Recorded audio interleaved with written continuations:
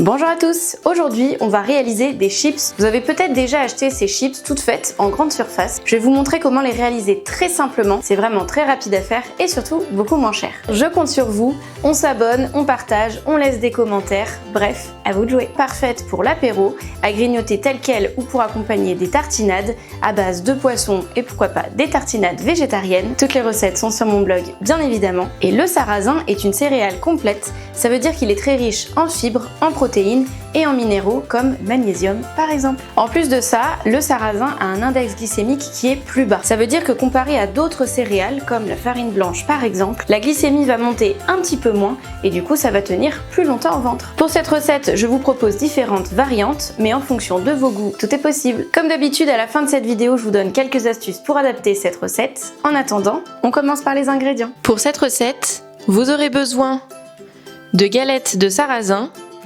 d'huile d'olive ou bien d'huile de tournesol, de moutarde, de mélange cajun et d'herbes de Provence.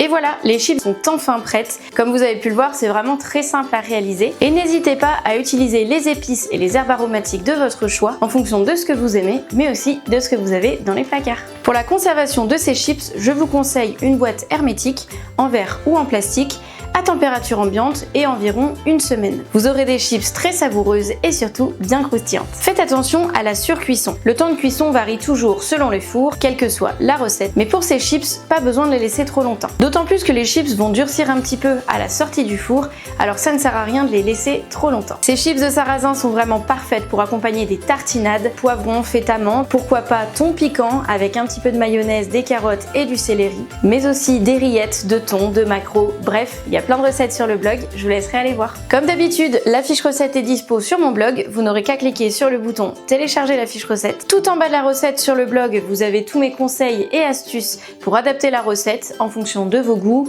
de ce que vous avez dans les placards, mais aussi en fonction des saisons. Et pour m'encourager, n'hésitez pas à vous abonner à la newsletter sur la page d'accueil, à laisser des commentaires tout en bas des articles et des recettes sur le blog, à vous abonner sur les réseaux sociaux et pourquoi pas à partager autour de vous. Merci d'avoir regardé cette vidéo, bon appétit et à très bientôt pour de nouvelles recettes simples, saines et gourmandes.